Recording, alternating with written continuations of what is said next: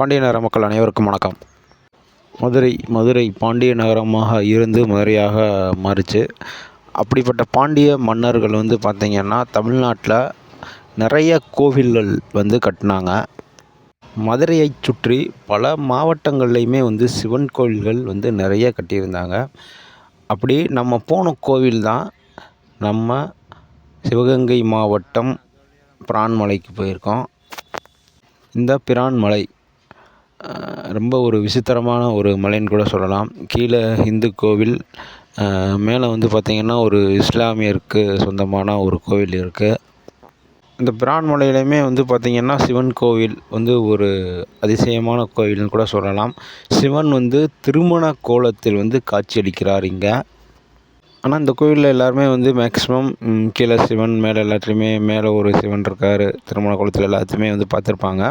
But அந்த குட்டி மலையில் அந்த கோவிலை சுற்றியே வரலாம் நம்ம. அது நிறைய பேர்த்துக்கு தெரியாதுன்னு தான் நினைக்கிறேன்.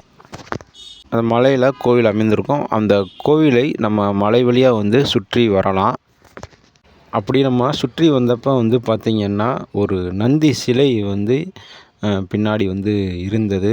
அது ஏன் அங்கே வச்சுருக்காங்கன்றது தெரியலை.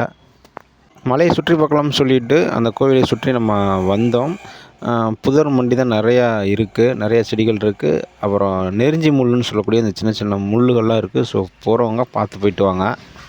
அப்புறம் இந்த வீடியோவில் பார்த்தீங்கன்னா உங்களுக்கே தெரியும், மாலை வேளையில் எடுத்த வீடியோ இது. அவ்வளோ அற்புதமாக இருந்தது கோவில். ஸோ கோவிலுக்கு பின்னாடி இந்த நந்தி சிலை இதுதான் பார்த்துக்கோங்க. ஒரு தீபத்தூண் மாதிரியும் ஒன்று இருக்குது. ஆதி காலத்துலேருந்தே இருக்க மாதிரி தான் தெரியுது. இதை பற்றி விவரங்கள் தெரிஞ்சால் யாராவது சொல்லுங்கள். அதன் அருகிலேயே போய் நான் உங்களுக்கு காட்டுறேன், பாருங்கள். மேக்ஸிமம் எல்லோரும் பார்த்திங்கன்னா மேலே சாமியை கும்பிட்டு அப்படியே கிளம்பிடுவாங்க. பட் அந்த கோபுரத்தை சுற்றிடலாம், நம்ம இந்த கோயிலையே சுற்றிடலாம். அது மலையில் இருக்கனால அந்த மலை மாதிரி தான் அவ்வளோ அற்புதமாக இருக்குது இந்த மலை. மேலே ஒரு நடைமேடை மாதிரி அமைச்சிருந்தாங்க. அதன் வழியாக தான் நம்ம நடந்து போனோம்.